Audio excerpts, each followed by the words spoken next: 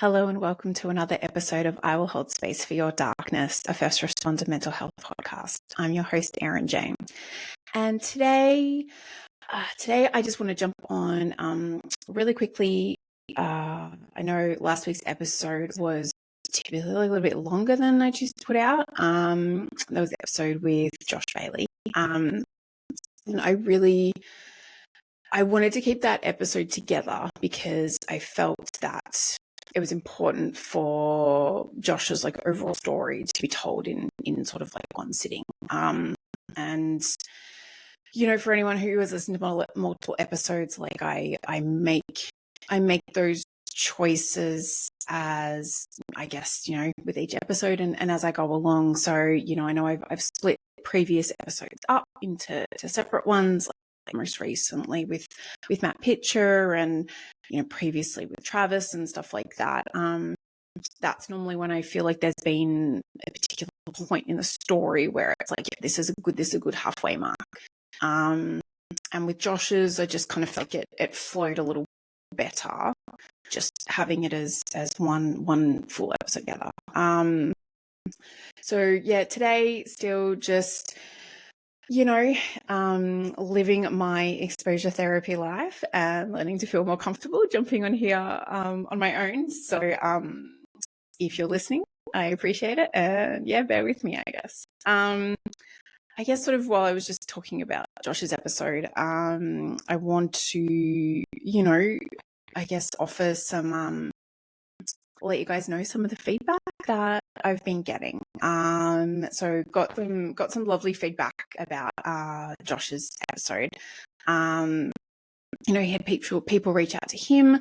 I had some people reach out to me and just say that they really enjoyed, Josh is full of that, brutal and authentic honesty that he chooses to live his life by, which, like I sort of said in the episode description, not many people can be as brutally honest, not just with other people, but with themselves.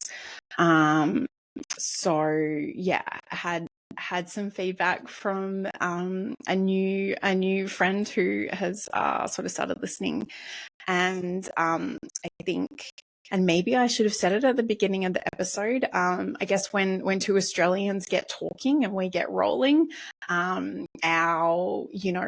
our accents and I guess our colloquial vernacular and sayings and things, we sort of get rolling, and sometimes we forget that there is a bit of an international audience listening at times. So just for anyone who doesn't know, obviously I post audio versions of the podcast on Apple, Spotify, iHeartRadio, all of the usual places where you can find the audio versions. I do post videos with subtitles on YouTube. So if there is an episode that you're like, oh, fuck me, two Aussies are just meh, meh, meh.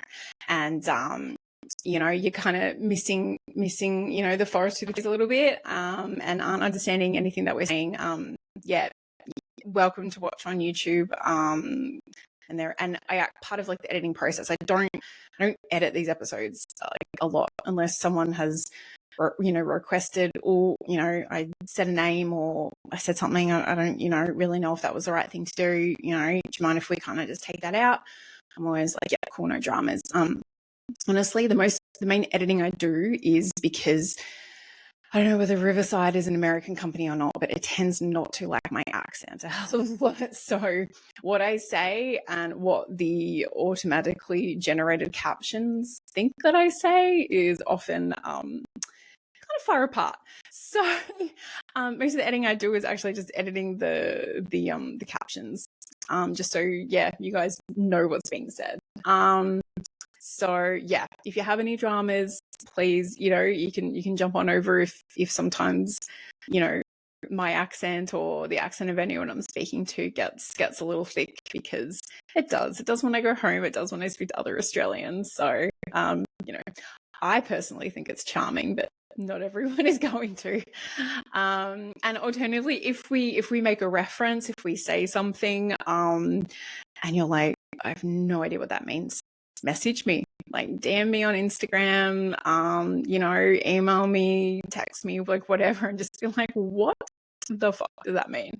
Because I think we do sort of, tend to have some weird sayings, and equally, I think, some Americans have some weird sayings, and probably Canadians do as well, and whoever else, takes the time to listen to these episodes. So if there's a reference point where you're like, I didn't get that, and it's really bugging you and you want to know, just message me. I'm never gonna take offense, and trust me, like after 10 years of marriage, I still rip out some things, and my husband is just looks at me with like a bit of a, what the fuck is she going on about now, which he probably does to me most days of the week, but in particular with some like reference that I haven't used before.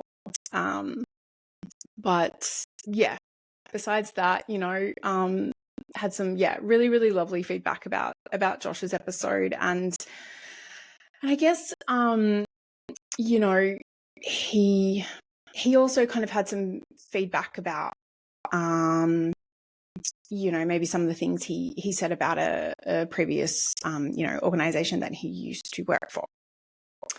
And I guess I sort of want to preface it by saying when either someone reaches out and tells me that they want to be a guest, or I get in contact with them, and invariably do a little bit of a back and forth in regards to letting them know, what the format is and how it runs. And, if you're listening, it's pretty simple.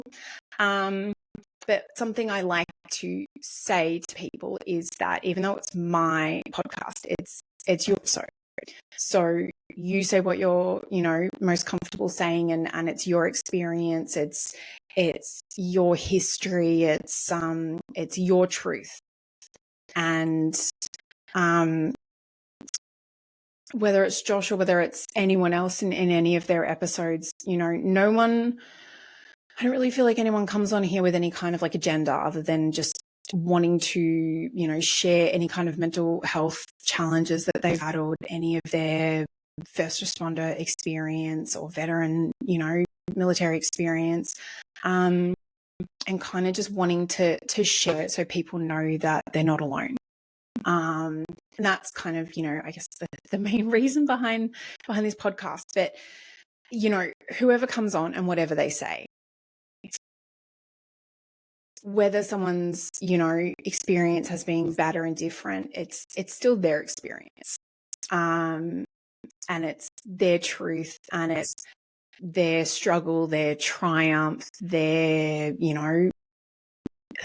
I try to give people I wouldn't say a platform, because it makes it sound like this is far more superior and important than I think that it is. But I just want to give them the opportunity, and I guess, like the name of the podcast, holding space. I'm giving them a space for them to release their darkness and share it with others in the hope of helping someone else down the road. So if someone shares something on here, or they talk about an organization, or they, I don't know, share perhaps like a tool, like a resiliency tool that they use that help them.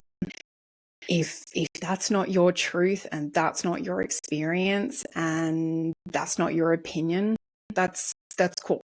Like, it's not, there's no monopoly on what the truth is in regards to someone else's experience. But I guess all I want to preface it by saying is that just because something wasn't your experience doesn't mean it wasn't a person's who has shared it. And you can disagree with their opinion, but how would I say it? I guess don't invalidate someone else's experience because it wasn't yours. Everyone's experience is going to be different, and we've no doubt talked about it multiple times on this podcast and on lots of other mental health things. Like, two people can experience exactly the same thing at exactly the same time and be present for it, right? And still walk away with a different outcome, and a different experience, and a different viewpoint. And, like we talk about, two first responders can attend the same job, and one can walk away and, go eat a pizza and be totally fine. And the other person can be completely traumatized from that experience. So no two people's experiences are ever going to be the same. And I guess that's also part of why we do this, because, to show the myriad of experiences and coping strategies and how many people have come on here so kindly and generously and shared their story and shared that, they got to the brink and often, of attempting suicide, at least, having suicidal ideations. Like, a lot of people have shared that kind of stuff on here. And it's trying to show that, they got brought back from the brink. So things that people share on here are their experiences. And you don't have to agree, and you don't have to like it. It doesn't have to have been the same experience as you. But it also doesn't mean that it wasn't theirs. That's not their truth, that it wasn't their experience. And like I said, you can disagree, but don't invalidate someone else's experience. I guess that's kind of where I just sort of wanted to land with that. But yeah, overall, I think it's been a bit of a week for feedback, actually, strangely enough. I think I've sort of mentioned it previously that a lot of the time, feedback sort of comes back via multiple different paths. And, I was speaking to someone the other day who isn't in the first responder realm, doesn't know anyone in the first responder world or anything like that, but they, having known me, they kindly listened, and it was actually really sweet. Like, the feedback that I got was, having listened to some of the episodes and some of the experiences and struggles and stuff of the people who've on, it's made them look at first responders in a different light. It's made them, I guess, just more cognizant of perhaps what our everyday experiences are, and like, it's a luxury sometimes to know that someone else is going to deal with that messy thing over there. So a lot of people really consider first responders because it's like, oh yeah, cops are going to go, fireys will rock up, paramedics will go, deal with that crisis. And most people, if you're not involved or you don't really know anyone, you like it, and it's fair enough. You're not necessarily gonna think much about it. But the sweet feedback was that, they had listened, and it made them more aware of what the first responder and emergency services community sort of, goes through on a daily, weekly, yearly basis when they're in the job, and equally it made them more cognizant of it, and actually they said they actually gave them more respect, and not that they weren't respectful towards them previously, but just now knowing that little bit extra, that it often comes at a personal cost to do what we do, and it's not always something that we know going into it, and it's not something that everyone would be aware of, and everyone would even think about. So that was sort of some really sweet feedback that was sort of touching, because I guess when I started this, that wasn't really an aspect that I thought about, thought about sort of people not in the first responder community listening to, unless they were like related to me or something. But yeah, so I think that was something that just made me smile during the week this week. And you know, the other little piece of feedback I got was someone that listened because a fellow colleague was on, and then they listened to that episode, and I guess just kind of went, oh, okay, you know, it wasn't too bad. I'll check out sort of some of the others. And you know, I guess I've listened to a couple along the way, and this feedback wasn't to me, it was said to someone else, but they sort of turned around and was kind of just like, oh, I guess everyone's kind of as fucked up as the rest of us. And I actually kind of take that in a good way, and I don't take it in a bad way, because I think, you know, or I guess I hope that maybe that person does find some community listening to other people talk about it, and, you know, the realization that even if no one talks about it, you know, on the job or around sitting around the firehouse table or in the cop car or whatever, you know, that people are having similar experiences. And sometimes we hear about the extreme ones on here, and other times, you know, we just hear about sort of the everyday ones. But, you know, finding community and in knowing that you're not alone, it's one of the most important aspects of why I do this, you know. And I don't know everything, and I definitely don't claim to.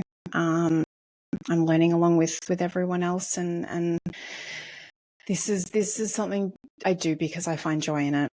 I find joy in talking to people. I find joy in listening to them and asking them questions and finding out their truth and learning their battles and hearing their, you know, their courage as that, you know, sometimes overcome some really heavy stuff. So yeah, if you find yourself listening and you are finding any benefit, well, that's what we're here for, you know. And it makes it not about me, but it brings me joy. It makes me happy that someone's taking something positive out of it, even if it kind of sounds like it's a negative, and assuming that everyone's fucked up. You know, I don't see that as a negative. I see that as a positive, because it means that there's camaraderie, you know. So yeah, that was my what I wanted to share in regards to sort of feedback. And I also wanted to jump on and address the fact that it is National Police Week here in the United States. And so that was like a proclamation that was made back in 1962 by President Kennedy. And that I believe it was the 15th of May was sort of National Police Remembrance Day. And then like the week surrounding that day. So it kind of, you know, falls on sort of different dates each year. But to basically honor and remember, you know, police officers who have been lost in the line of duty, and also those who are still currently serving, and to, you know, to support them, and, you know, in the hope that they stay safe. And I guess, you know, I wasn't a police officer in this country, but I, you know, obviously having had my policing experience, I get it. You know, I can have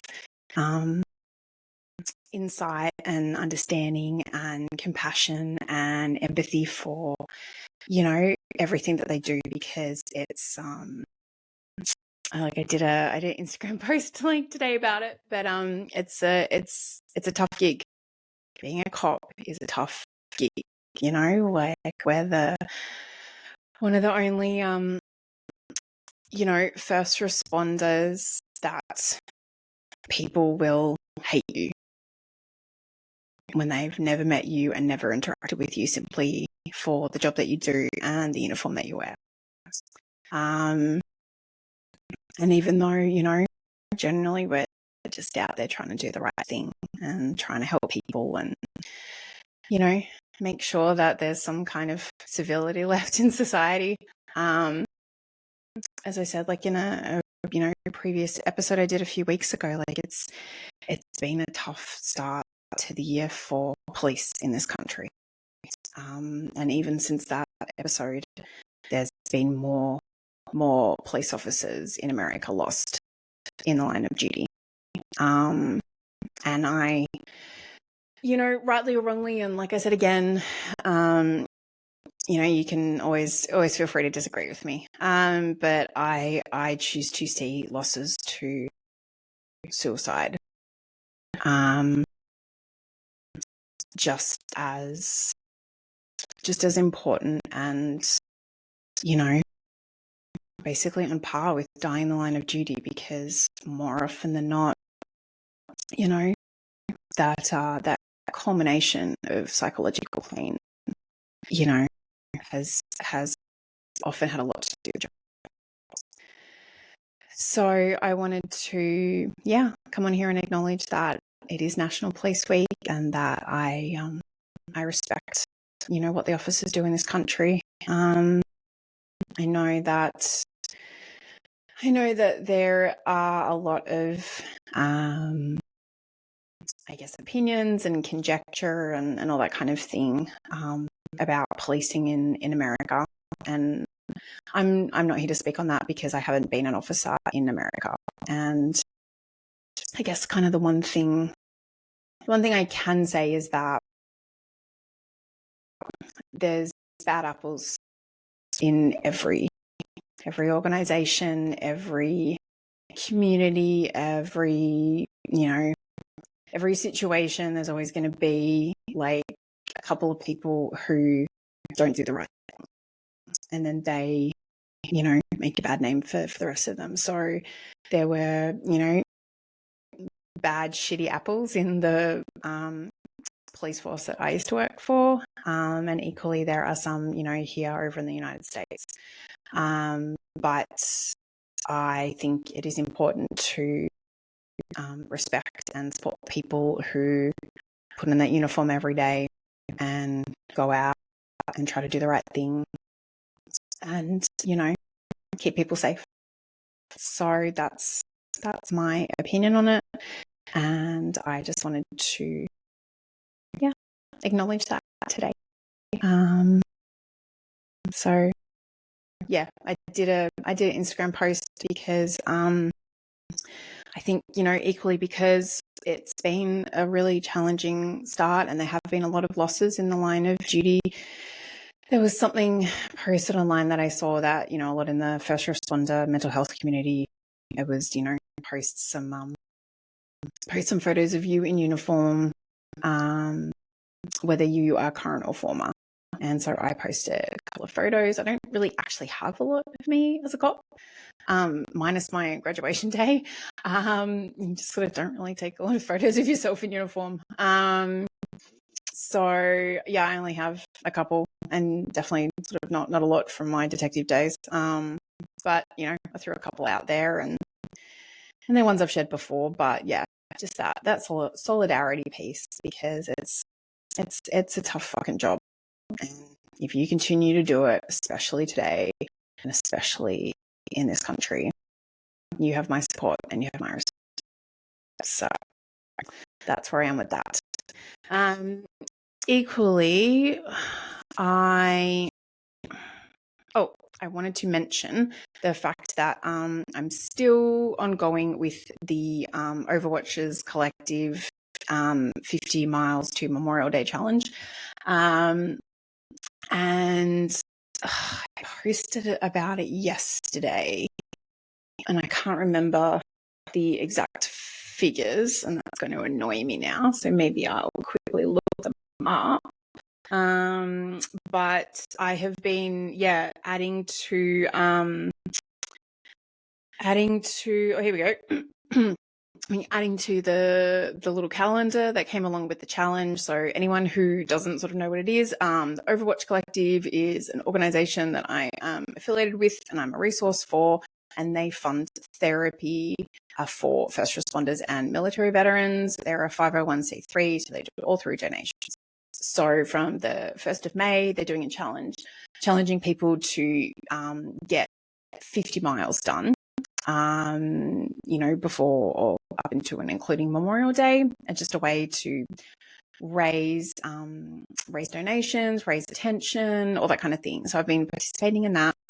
And so as of yesterday, we were 2 weeks in, and I've clocked 31.83 miles and 51.22 kilometers. Yes. So, so I am loving this challenge. I think it's awesome. I think it's motivating, and it's been something that I've really, really enjoyed. So I'm sort of just been posting about that on social media a fair bit. And I post the link if anyone is interested in making a donation. And it's not something that I want to harp on, and I'm not, a person who's normally comfortable asking for money or anything like that from anyone, but something like this I find to be a really good cause. And like I sort of read about yesterday, I am putting my money where my mouth is, or I think I wrote, I'm putting my money where my occasional loud mouth is. And I will be donating for this challenge as well. So for every mile that I do, I will be making a donation. So come Memorial Day, however many miles I have done, I will be donating that much to the Overwatch Collective. So I mentioned it yesterday. If you are interested in either matching my donation or, skipping a couple like the price of a couple of cups of coffee, 1 week and shooting that through to them, it all goes to a very worthy cause of funding therapy with culturally competent clinicians for military veterans and first responders. So I think that is highly important. But yeah, so there are multiple ways that you can get involved. They have an app you can download and interact with people on there. They have merch that they sell. You can purchase merch from them, and that money goes towards funding therapy.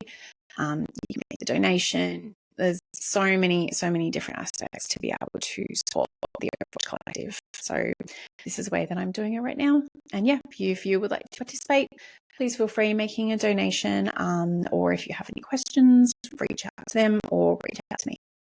Okay. And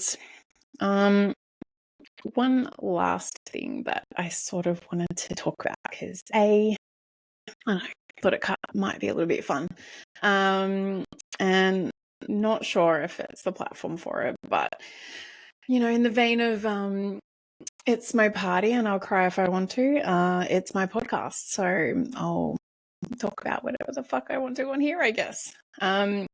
There's been this silly, funny, crazy thing going around on social media about like man versus bear, and whether, and I watched something about the premise of where it originated, but basically it's about if a woman had a choice to be left alone in the woods with some random bloke or a bear, a lot of women choose the bear.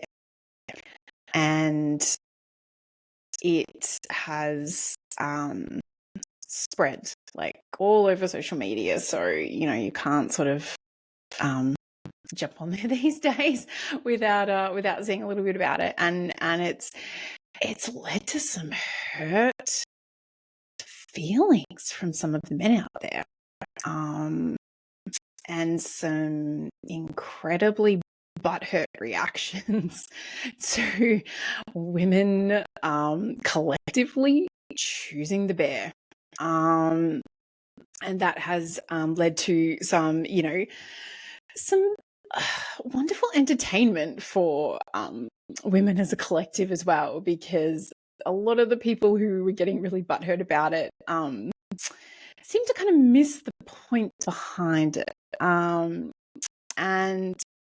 it kind of was like, instead of getting really aggrieved and butthurt and, getting your panties in a twist over the fact that women might choose bear over you, they seem to miss the point of why.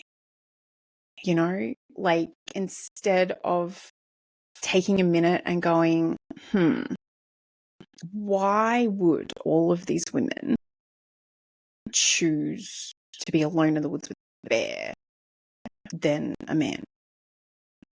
And some of them just, don't actually really seem to get it. And, the only reason, like, I'm kind of, bringing it up here is because I think, if you've existed in the first responder realm, and even, the idea of this podcast, I will hold space for your darkness. If we've done any of these jobs, police officer, paramedic, firefighter, dispatcher, correctional officer, nurse, whoever else, EMT, paramedics, I don't know, anyone I'm forgetting. But if you've done these roles, you know what people are capable of, and in particular men. And that's not to say it's all men, because no one is saying that. But it's the fact that, there's a significant dichotomy between women being killed by men and men being killed by women. There just is. So when women are saying that we choose bear, it's not because we think all men are shit, because we don't. And, I've been having like some interesting conversations with some of my friends over the last couple of weeks in regards to this. And, I'm married. A lot of my friends are married or in long-term relationships with men, so therefore we know that good men exist. And we've married them, we've partnered up with them, we've had children with them, we, bought houses with them, we've done all of the things. But so we know that good men exist, and no one would ever dispute that. But we equally know that there are a lot of men who exist who aren't good men. And I'm not going to talk out of turn here, because I'm not going to speak on behalf of all women, because that's not my job. But I'm going to speak on behalf of me and some of the women that I know. I don't know. I legitimately do not know any woman in my life who has not had an encounter with a man where they have tried to grab them, touch them, force them, assault them, rape them, all of the things. I don't know a woman who has not had some kind of experience with a man like that. And generally, it's not just one experience. It's just not. And, I had a conversation with my husband long time ago. It wasn't anything to do with this, but it was about, I don't even know what it was about anymore, but he sort of like, I don't know, expressed some opinion about, whether some woman should have been feeling scared or worried or something about something. I honestly can't remember what it was. And I think I just sort of said to him, like, you know, when you go out, do you ever feel scared? You know, you go out with your mates and you are, you know, might walk home alone in the dark or get in an Uber by yourself or catch a train late at night or do, you know, anything. Leave the gym, you know, after dark. Do you ever feel scared? And he was just like, no, you know. And we are taught to be scared because we have to be. Because there are men, not all men, but there are men who will hurt us and who will do bad things. And so we have to have a level of hypervigilance that you guys sort of don't necessarily, I don't think you understand it because you don't actually really know that it exists.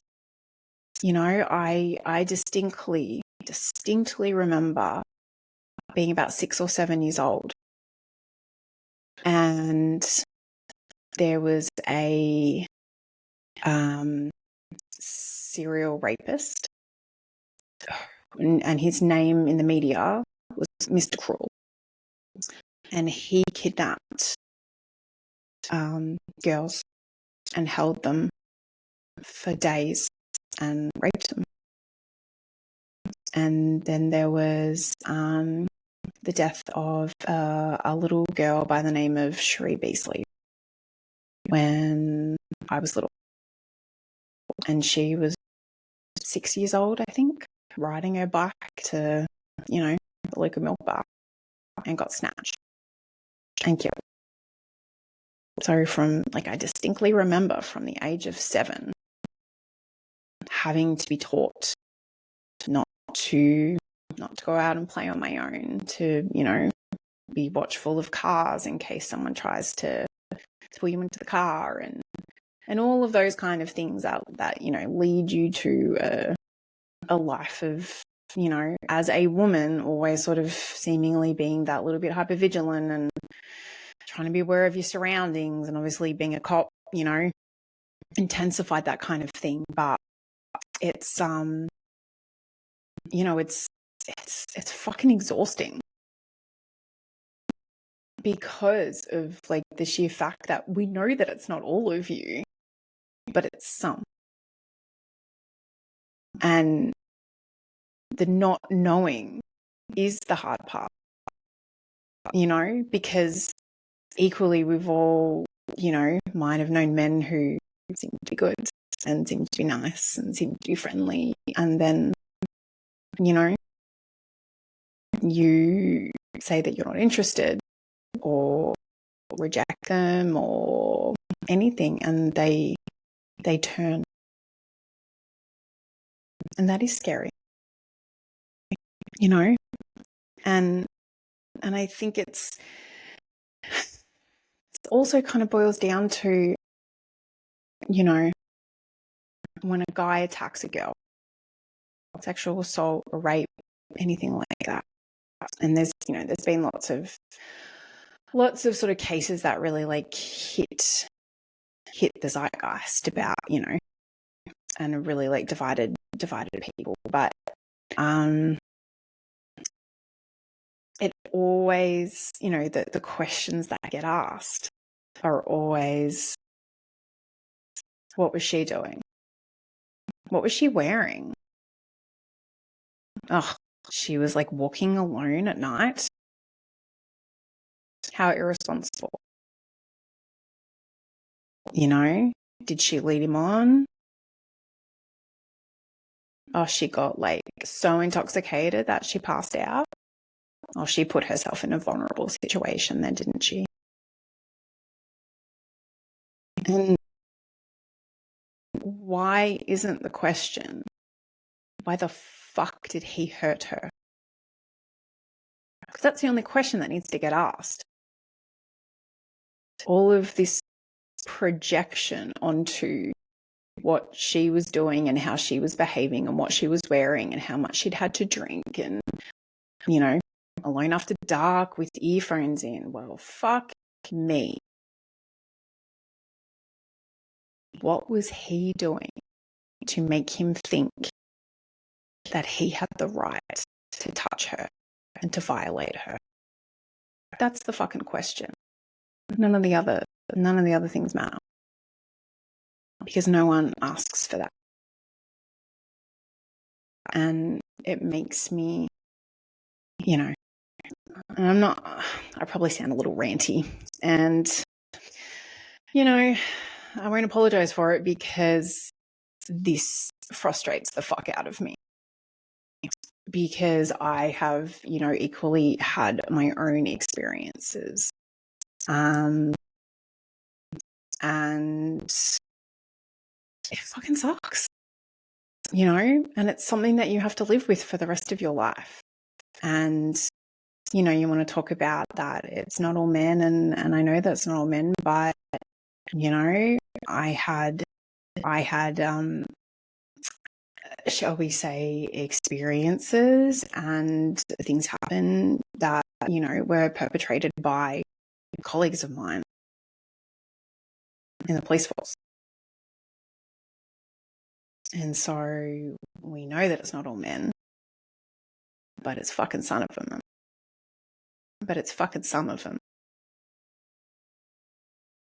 And ones that are placed in positions of power and carry a firearm and all that kind of thing. Like, it's, so how are you ever meant to know?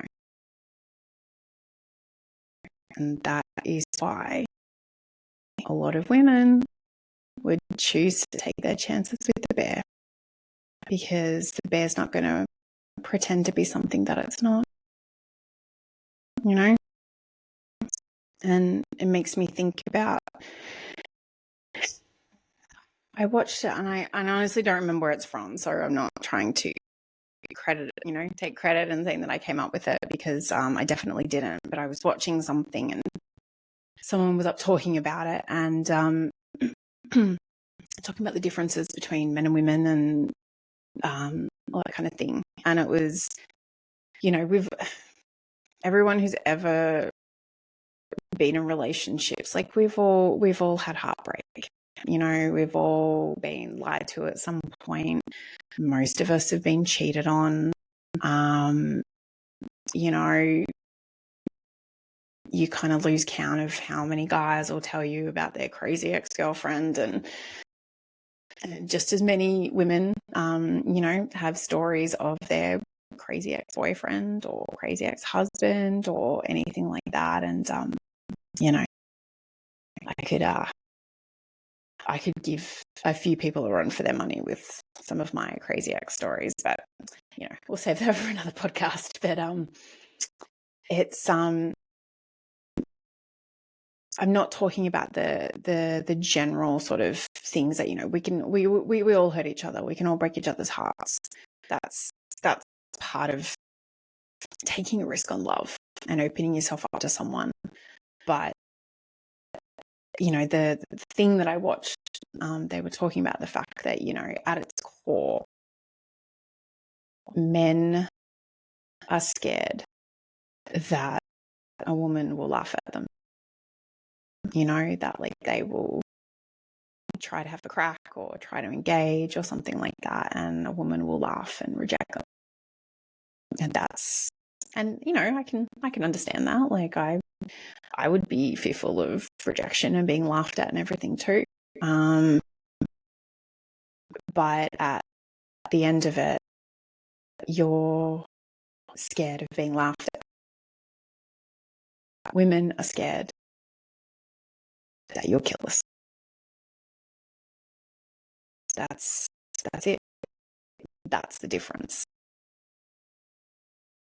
The guy's not scared that we're going to kill them, but we are. And that, you know, but don't know if that explains it a little bit. It might not. I'm not terribly sure, but that always really resonated with me because, you know, equally men and women will always handle situations and things differently, but a lot of women learn to appease over the years because of that underlying fear of us never knowing how you're going to respond and whether you'll get violent. Because you can. Because you're bigger than us and you're stronger than us. And there is a power imbalance when it comes to men and women in that respect. And yeah, so I don't know.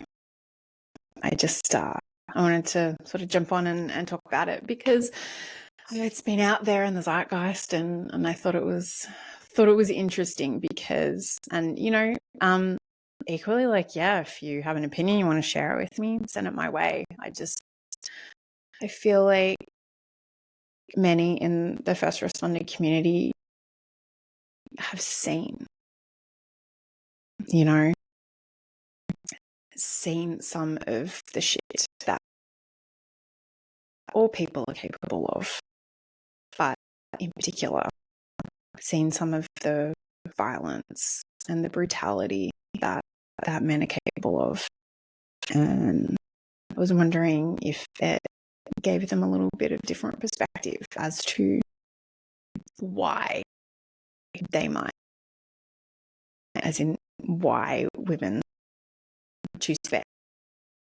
So I don't know. I thought it was a bit fun, and I guess I sort of will share it on here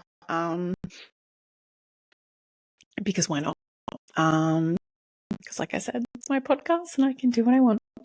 And anyway, in the communication with some of my friends about it, we sort of went back and forth and having a bit of a laugh and maybe even, you know, a poignant thing about, you know, certain people's experiences and stuff like that. But in my vast younger years, I used to do a lot of writing. So I ended up writing something. So I'm going to share it here just because I can, and why not? And it kind of just helped explain a little bit of, you know, some of my thoughts and feelings about it all. So if you will bear with me. All of you wonder why we choose the bear instead of the men who pretended to care, the ones who desperately tried to prove they were nice, who then tried to force you, not just once, but twice. The men that felt entitled to grab and touch any body part, no matter how it made us feel or how much it broke our hearts. Over those that cheated, manipulated and lied, that scared and traumatized us, for which we broke down and cried. Placed in positions we never expected, felt that fear as you realized you were being rejected. We learned it was easier to appease and placate instead of experiencing your wrath, scorn and hate. You'd call us a bitch for not putting out, place your hand over our mouth if we ever tried to shout. You'd make sure to take what you felt you deserved, and if we tried to speak up, we'd never be heard. We each have a story, every single one of us, of being hurt by your kind without consent, love or lust. Some by those we knew, even considered a friend, or by strangers who broke us, from which we're still trying to mend. You think our choice callous, the bear over you. Maybe you should consider why that's what we do. Instead of feeling butthurt, outraged and aggrieved, think how unsafe we must feel and how often we've been deceived. Think about your best mate, alone with an unconscious girl in bed. Would you have to tell him to stop? Or would you join in instead? One thing you fail to realize is there are things worse than death, torment and violation from a man that can make you long for your last breath. So before you judge our choices, perhaps look in a different direction towards the men who've hurt us and who make us believe that the bear would offer better protection. We know that it's not all. Some men are kind, compassionate, and they care. But after so many times, the risk is too great. And that's why inevitably, most of us choose the bear. There you go. So that was something I wrote. And, you know, like I said, it doesn't mean all. But there is definitely a vast inequity of women getting hurt by men. And as a woman, and even, you know, I kind of feel like I'm a pretty capable one, even though I've been hurt in, you know, a multitude of different aspects. So you could probably ask any woman in your life, you know, what kind of experiences they've had. And, you know, it might give you a bit of an education. Just saying. But yeah, all right. I said I was going to keep this short, and I never bloody do. Fucking hell. All right. Thank you for listening. If you've tuned in,